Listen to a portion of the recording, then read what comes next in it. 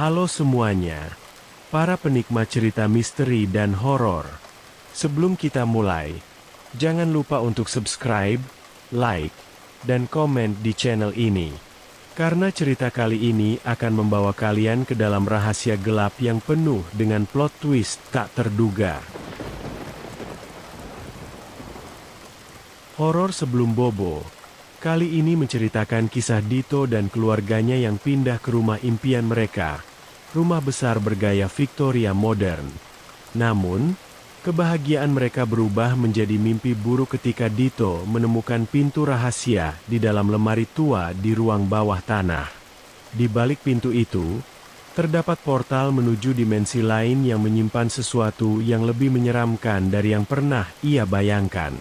Ketegangan memuncak saat dua Dito muncul di hadapan Sandra, masing-masing mengklaim sebagai suami yang asli. Di tengah kebingungan, Sandra harus memilih siapa yang benar, tanpa mengetahui bahwa kebenaran terbesar ada pada dirinya sendiri. Apakah Sandra mampu menyelamatkan keluarganya dari kehancuran? Ataukah rahasia yang ia sembunyikan akan menjadi bumerang bagi dirinya sendiri? Inilah horor sebelum bobo. Setelah bekerja keras dan menabung cukup lama, Dito Prasetyo akhirnya berhasil membeli rumah impiannya yang berlokasi di kawasan pemukiman yang cukup prestisius, karena rumah-rumah di kawasan itu nampak megah nan mewah. Istrinya, Sandra, dan kedua putri mereka, Zara dan Lila, nampak begitu excited saat mereka tiba di rumah baru mereka. Rumah besar 2 lantai yang memiliki pekarangan yang cukup luas. Dito sengaja memilih rumah bergaya Victoria modern, agak berbeda dari rumah-rumah di sekitarnya yang kebanyakan bergaya minimalis modern. Namun, Sandra dan putri-putri mereka sama sekali tak mempermasalahkan hal itu karena mereka mengetahui kalau sejak dulu, rumah bergaya Victoria modern merupakan impian Dito. Tak hanya itu, Dito juga membeli perabotan-perabotan bergaya klasik modern yang telah disesuaikan dengan rumah itu. Bahkan menata perabotan-perabotan itu sedemikian rupa, hingga nampak serasi satu sama lain. Sandra mengakui kalau suaminya memang memiliki selera dan keahlian yang cukup bagus dalam bidang interior design, sekalipun Dito adalah seorang insinyur. Mengetahui kalau rumah baru mereka memiliki banyak kamar, Zara dan Lila pun dapat memilih kamar dan mendesain kamar mereka sesuai dengan keinginan mereka. Dito dan keluarganya nampak bahagia dengan rumah baru mereka, tanpa mengetahui rahasia mengerikan yang tersembunyi di bawah rumah itu. Pada minggu-minggu pertama di rumah itu, keluarga Prasetyo menjalani rutinitas mereka seperti biasa. Dito dan Sandra akan pergi bekerja setelah mereka mengantar anak-anak ke sekolah, lalu bergantian menjemput anak-anak mereka dan menyiapkan makan malam.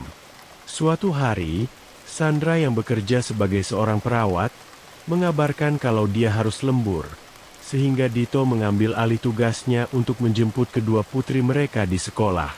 Untungnya, Dito telah menyelesaikan pekerjaannya sehingga dia bisa pulang lebih awal dan menghabiskan lebih banyak waktu bersama anak-anaknya. Setelah makan malam dan mengantar kedua putrinya tidur, Dito memutuskan untuk menonton TV sambil menikmati sebotol soda. Pada tengah malam, Dito yang ketiduran di ruang tamu tiba-tiba terbangun karena mendengar gedoran keras. Dito awalnya mengira seseorang menggedor pintu depan, tapi suara gedoran itu ternyata berasal dari ruang bawah tanah. Dito yang selalu waspada, lantas mengambil senapan angin laras panjang miliknya, dan pergi ke ruang bawah tanah untuk memeriksa keadaan. Saat Dito menyalakan lampu dan perlahan-lahan menuruni tangga menuju ke ruang bawah tanah, suara gedoran itu tiba-tiba berhenti. Namun, Dito telah lebih dulu menemukan sumber suara tersebut yang ternyata berasal dari sebuah lemari tua yang berada di sudut paling dalam ruang bawah tanah itu. Saat Dito membeli rumah itu, agen perumahannya memberitahu kalau lemari itu memang sudah ada sejak rumah itu dibangun pada tahun 1970-an. Anehnya, meskipun rumah itu telah bergonta-ganti kepemilikan, Tapi pemilik sebelumnya selalu membiarkan lemari itu tetap berada di sana. Dito sama sekali tidak mengetahui isi lemari tersebut, karena kuncinya telah lama hilang. Sandra pernah menyarankan agar mereka memanggil tukang kunci untuk membuka lemari itu agar mengetahui isi lemari tersebut. Tapi Dito memilih untuk tetap membiarkannya seperti itu, karena para pemilik sebelumnya juga tak pernah berusaha membuka lemari tersebut. Dito lantas memeriksa seluruh sisi lemari tua itu, dan tak menemukan keanehan apapun. Hanya lemari tua biasa dengan gembok tua yang, meski sudah usang, namun masih terlihat kokoh. Dito mengangkat bahu dan mengira kalau dia mungkin hanya berhalusinasi, akibat menenggak bangun tidur linglung setelah makan malam. Namun, saat Dito hendak kembali ke lantai atas, suara gedoran itu kembali terdengar, sehingga Dito secara refleks langsung menodongkan senapannya ke arah lemari itu. Mengetahui kalau mungkin ada sesuatu atau seseorang yang berada di dalam lemari itu, Dito pun terpaksa menembak gembok di pintu lemari untuk membuka lemari tersebut. Sambil masih mengacungkan senjatanya, Dito perlahan-lahan membuka lemari itu, dan menemukan sebuah pintu rahasia di dalam lemari tersebut. Tanpa pikir panjang, Dito langsung memutar kenop pintu dan menemukan kalau pintu itu tak terkunci. Ketika Dito membuka pintu itu, dia dikejutkan dengan cahaya putih yang memancar keluar dari pintu. Cahaya itu begitu menyilaukan hingga Dito kesulitan untuk melihat apa yang ada di depannya. Saat Dito mulai terbiasa dengan cahaya yang menyilaukan itu, dia pun mulai mencari tahu tentang apa yang ada di hadapannya. Namun, Dito seketika membelalakan matanya dan nampak begitu syok saat dia menemukan kalau di balik pintu rahasia itu, terdapat sesuatu yang sangat mengerikan. Keesokan harinya, Sandra yang baru saja tiba di rumah, nampak heran saat dia menemukan Dito tidur di ruang tamu. Untungnya, hari itu adalah hari Sabtu dan sekolah libur, sehingga mereka tidak perlu membangunkan anak-anak mereka lebih awal. Sandra yang kesal karena Dito malah minum-minum semalaman, lantas membangunkan suaminya dan menyuruh Dito membuang botol-botol bir yang kosong itu. Alih-alih melakukan apa yang diperintahkan oleh Sandra, Dito malah meninggalkan ruangan itu, dan bergegas ke kamarnya untuk melanjutkan tidurnya. Dito bahkan sama sekali tak menyapa Sandra atau mengatakan sesuatu padanya. Yang mana hal itu seketika membuat Sandra heran, karena Dito selalu menyambutnya dengan kasih sayang setiap kali dia pulang kerja. Namun, Sandra memilih untuk tidak terlalu memikirkan sikap Dito yang sedikit aneh, dan berasumsi kalau Dito mungkin sedang mengalami masalah yang cukup pelik sehingga dia memutuskan untuk minum-minum semalaman.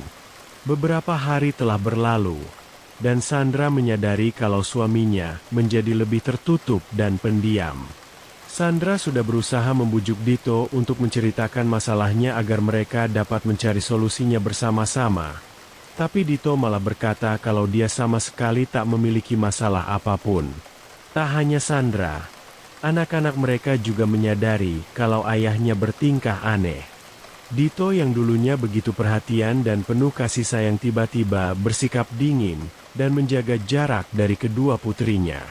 Sandra yang tak ingin anak-anaknya cemas, lantas menenangkan mereka dengan mengatakan kalau ayah mereka sedang mengalami masalah dan meminta mereka untuk memahami situasi tersebut. Tak hanya harus menghadapi Dito yang bersikap aneh, Sandra juga mulai mengalami serangkaian kejadian supranatural yang tak dapat dijelaskan. Semuanya berawal saat Sandra pulang kerja larut malam dan menemukan pintu menuju ruang bawah tanah terbuka lebar. Sandra mengira kalau Dito sedang berada di ruang bawah tanah, tapi saat dia masuk ke sana, dia tak menemukan siapapun di sana, sehingga Sandra pun mengunci pintu itu. Saat Sandra hendak pergi ke kamarnya, dia tiba-tiba dikejutkan dengan bunyi gerabak-gerubuk yang berasal dari ruang bawah tanah.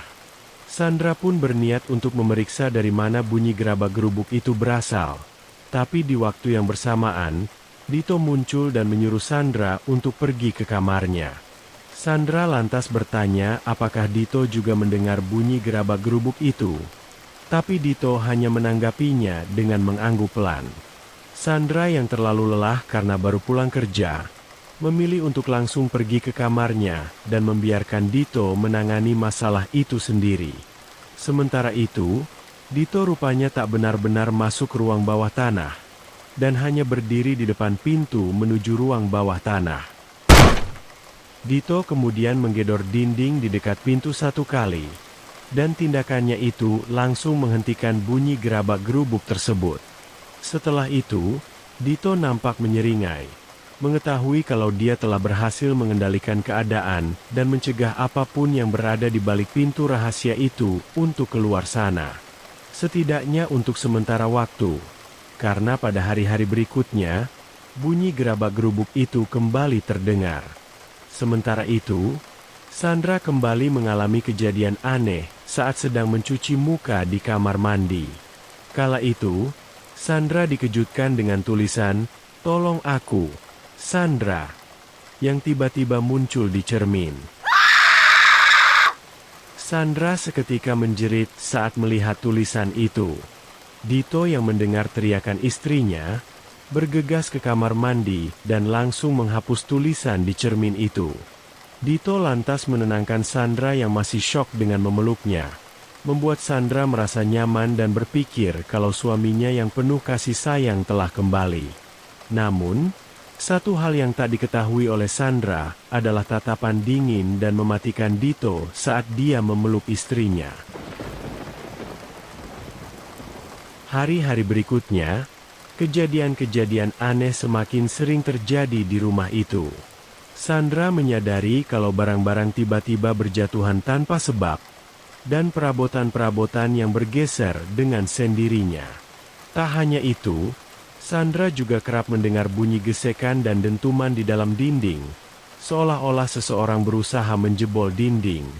Sandra yang sudah tidak tahan dengan semua gangguan itu, lantas mengusulkan pada Dito agar mereka memanggil seorang orang pintar untuk melakukan ritual pembasmian, karena Sandra berpikir kalau rumah itu berhantu.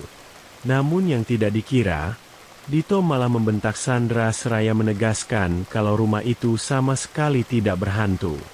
Dito rupanya merasa tersinggung dengan perkataan Sandra yang menyebut rumah itu berhantu karena bagi Dito, rumah itu adalah impiannya.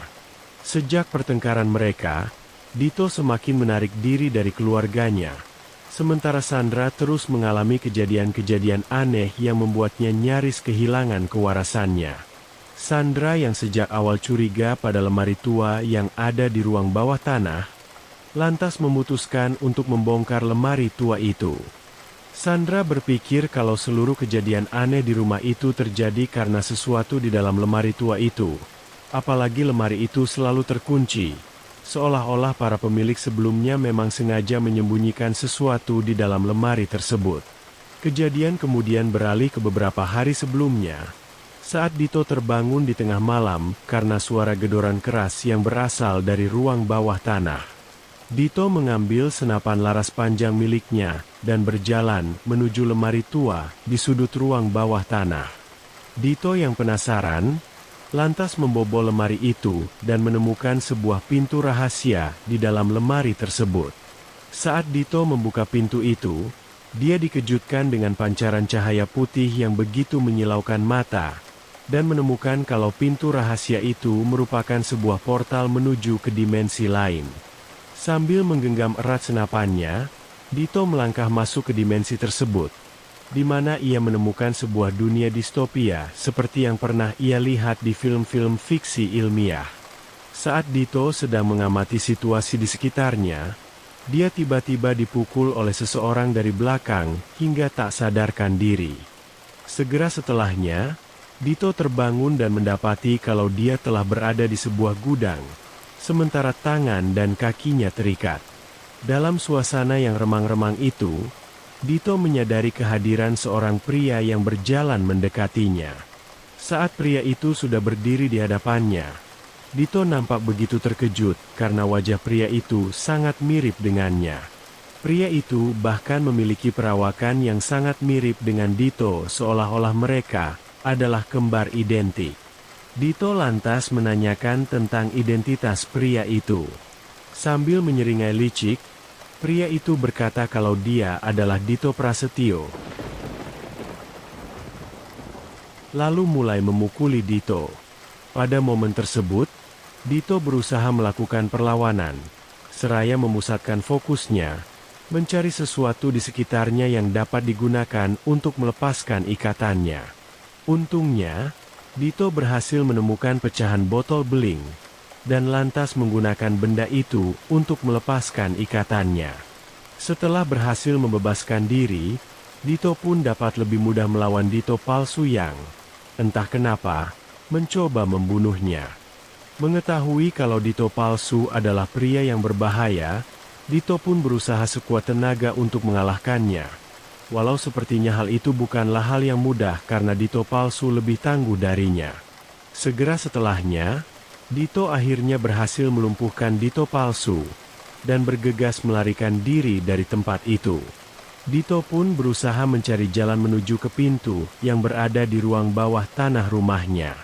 Dito tahu kalau dia harus segera kembali ke rumahnya, dan mengunci kembali pintu tersebut agar Dito palsu, atau siapapun yang berasal dari dimensi tersebut, tidak memasuki dunia manusia.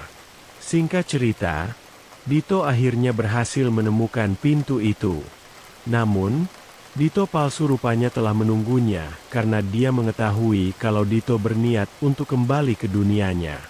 Sambil menunjukkan seringainya yang licik, Dito palsu lantas menembak Dito dengan senapannya, lalu menutup pintu itu. Dito palsu kemudian mengunci lemari tersebut, dan pergi ke lantai atas, di mana ia memutuskan untuk tinggal di rumah itu menggantikan Dito. Sementara itu, Dito, untungnya, berhasil selamat dari upaya pembunuhan itu dan berusaha mengobati luka-lukanya. Dito kemudian berusaha membuka pintu itu, tapi Dito palsu telah menguncinya, sehingga Dito pun menggedor-gedor pintu itu, berharap Sandra dapat mendengarnya. Di sisi lain, Sandra memang dapat mendengar bunyi gerabak-gerubuk yang sengaja ditimbulkan oleh Dito untuk menarik perhatiannya. Tapi Dito palsu meyakinkannya kalau bunyi itu berasal dari kawanan tikus di ruang bawah tanah. Dito yang tak kehilangan akal, lantas mencoba menyelidiki tentang dimensi tersebut, dan berhasil menemukan sebuah rumah yang sangat mirip dengan rumahnya. Anehnya, saat dia memasuki rumah itu, keluarganya sama sekali tak dapat melihat atau mendengarnya, seolah-olah dia adalah hantu. Dito akhirnya mengetahui kalau rumah itu bagaikan dunia cermin yang merefleksikan kehidupannya. Tapi dengan satu pengecualian, yakni Dito Prasetyo yang ada di rumah itu, adalah Dito palsu yang telah mencuri identitasnya dan menggantikan posisinya di rumah itu.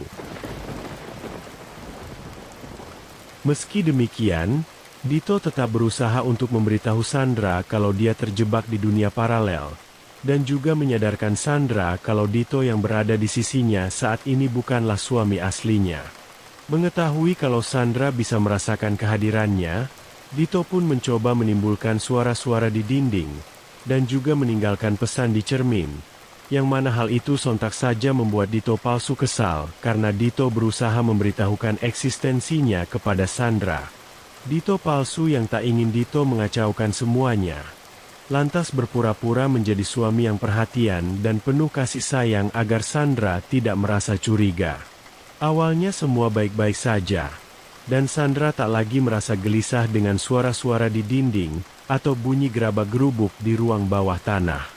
Namun, Dito sengaja menciptakan gangguan-gangguan yang lebih intens agar Sandra dapat menyadari kehadirannya, yang mana hal itu berujung pada Sandra yang lantas berasumsi kalau rumah itu berhantu dan menyarankan agar mereka melakukan ritual pembasmian. Hal itu sontak saja memicu pertengkaran antara Sandra dan Dito palsu, membuat Dito palsu akhirnya menunjukkan sifat aslinya kepada Sandra. Saat ini, Sandra yang menyadari kalau semua kejanggalan yang terjadi di rumahnya berasal dari lemari tua di ruang bawah tanah, lantas memutuskan untuk membobol lemari tersebut, untuk mengetahui apa yang sebenarnya disembunyikan di dalam lemari itu. Malam itu, Sandra mengendap-endap keluar kamar saat suaminya masih tidur, dan diam-diam mengambil senapan laras panjang milik Dito. Sandra kemudian pergi ke ruang bawah tanah, dan membobol pintu rahasia tersebut dengan menembak gembok pintu. Pada momen tersebut, Sandra nampak menodongkan senapannya, bersiap dengan segala kemungkinan terburuk yang akan dihadapinya. Namun setelah itu, Sandra dikejutkan dengan kemunculan Dito yang nampak begitu lega dan bahagia, karena Sandra akhirnya berhasil menemukannya. Dan di waktu yang bersamaan, Dito palsu muncul dan menyuruh Sandra menjauh dari Dito. Dito palsu kemudian berusaha memanipulasi Sandra dengan menuduh Dito sebagai peniru. Sandra yang panik sekaligus bingung karena suaminya tiba-tiba ada dua orang, lantas mengancam kedua Dito di bawah todongan senjata, seraya menyuruh mereka meyakinkannya kalau mereka adalah suami aslinya. Sandra kemudian menanyakan beberapa hal yang semestinya hanya diketahui oleh suaminya. Tapi secara tak terduga, Dito palsu ternyata juga mengetahui hal-hal tersebut. Sementara itu, Dito nampak begitu frustasi karena Dito palsu bajingan ini tak hanya sangat mirip dengannya, tapi juga mengetahui banyak hal tentang kehidupannya. Mengetahui kalau Dito palsu merupakan sebuah ancaman yang sangat berbahaya bagi keluarganya, Dito memilih untuk menyerang Dito palsu, mengabaikan Sandra yang menodongkan senjata ke arah mereka. Perkelahian sengit pun tak terelakkan, dan Dito berusaha sekuat tenaga untuk mengalahkan Dito palsu. Pada momen tersebut, Sandra yang kesal berusaha melerai mereka dengan melesatkan tembakan ke langit-langit, yang mana hal itu sontak saja membuat Dito palsu secara refleks menerjang Sandra, mencoba merebut senapan itu. Sementara Sandra berusaha membela dirinya dari serangan tersebut, Dito memanfaatkan kesempatan itu untuk memukul kepala Dito palsu. Sandra kemudian dengan cepat merebut senapan itu dan mengancam Dito palsu. Namun, Dito palsu malah menggunakan kemampuan manipulasinya dengan mengungkapkan kebenaran yang menyakitkan tentang Dito yang telah berselingkuh dengan wanita lain.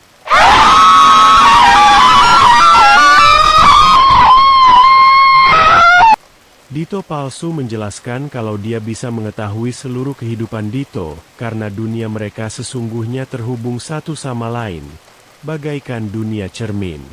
Pada momen tersebut, Dito palsu juga mengatakan alasannya menerobos masuk ke dunia mereka, karena dia ingin memperingatkan Sandra mengenai perselingkuhan Dito.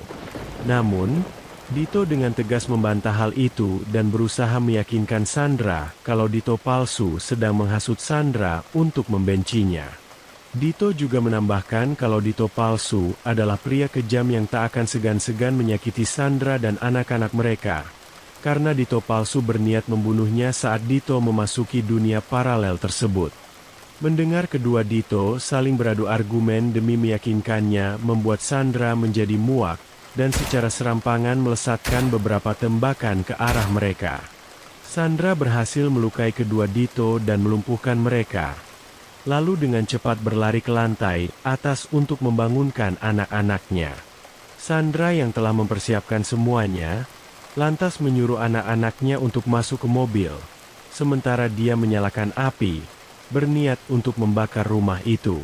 Zara dan Lila nampak kebingungan karena ibu mereka tiba-tiba membawa mereka pergi dan membakar rumah mereka. Saat mereka menanyakan tentang ayahnya, Sandra berkata kalau ayahnya telah pergi meninggalkan mereka dan tak akan pernah kembali lagi. Sandra terus mengendarai mobilnya tanpa menoleh ke belakang sekalipun. Sesekali dia melirik ke arah kaca spion depan, dan merasa sangat puas saat dia melihat kobaran api yang membakar rumah impian mereka. Rumah itu adalah kutukan. Begitu pula dengan lemari tua yang bobrok itu. Sandra menyesal dan berpikir kalau seharusnya sejak awal dia membakar rumah itu untuk menyingkirkan lemari tua yang merupakan portal menuju ke dimensi lain. Di masa lalu, Sandra rupanya pernah tinggal bersama keluarganya di rumah itu. Kala itu, Sandra yang masih berusia 7 tahun tak sengaja menemukan portal menuju ke dimensi lain dalam lemari tua tersebut. Sandra awalnya merasa tertarik, karena dia berpikir dia telah menemukan dunia ajaib. Namun, Kesenangan itu seketika berubah menjadi sebuah malapetaka saat Sandra dikonfrontasi oleh kembarannya dari dimensi lain yang mencoba membunuhnya. Sandra palsu akhirnya berhasil membunuh Sandra dan menggantikan posisi Sandra di tengah-tengah keluarganya. Dengan kemampuan manipulasinya, Sandra palsu berhasil menghasut keluarganya untuk pindah, dan saat dia mulai beranjak dewasa, dia lantas mengubah identitasnya untuk menghilangkan jejak. Sandra palsu kemudian menjalani kehidupan barunya sebagai Sandra, hingga akhirnya dia menikah dengan Dito dan memiliki 2 anak. Sandra berpikir kalau hidupnya telah sempurna, tapi Dito tiba-tiba mengumumkan kalau dia telah membeli sebuah rumah dan rumah itu ternyata adalah rumah masa kecilnya. Mengetahui kalau Dito telah menemukan dunia paralel di balik pintu di ruang bawah tanah, Sandra pun segera menyusun rencana untuk menghilangkan jejak dengan membunuh Dito dan Dito palsu. Sandra tak ingin orang-orang mengetahui tentang dunia paralel tersebut, tapi dia lebih tidak suka jika kembarannya dari dimensi lain menerobos masuk dan mengacaukan dunia mereka. Sandra hanya ingin menjalani hidupnya dengan nyaman dan damai. Apalagi saat ini dia memiliki 2 orang putri yang sangat dicintainya. Beberapa waktu kemudian, Sandra nampak sedang menonton TV di ruang tamu sambil menemani kedua putrinya yang sedang mengerjakan PR. Sandra nampak terkejut saat sebuah program berita di TV menyiarkan tentang rumahnya yang terbakar. Polisi telah melakukan investigasi secara menyeluruh dan menemukan sesosok jasad yang sudah terbakar, yang kemudian diklaim sebagai jasad Dito Prasetyo. Melihat ini, Sandra seketika merasa cemas karena semestinya ada 2 jasad yang terbakar di rumah itu. Sandra pun bertanya-tanya mengenai siapa di antara kedua Dito yang berhasil selamat dari insiden kebakaran tersebut. Sementara Sandra masih memikirkan tentang Dito manakah yang berhasil selamat, seorang pria nampak sedang mengintai Sandra dan anak-anaknya dari kejauhan. Pria itu memiliki luka bakar yang cukup parah di sekujur tubuhnya, sehingga dia harus mengenakan pakaian yang serba tertutup untuk menyembunyikan penampilannya yang buruk rupa. Pria itu nampak menggeram murka melihat Sandra yang masih dapat menjalani hidupnya secara normal setelah melakukan kejahatan yang sangat keji.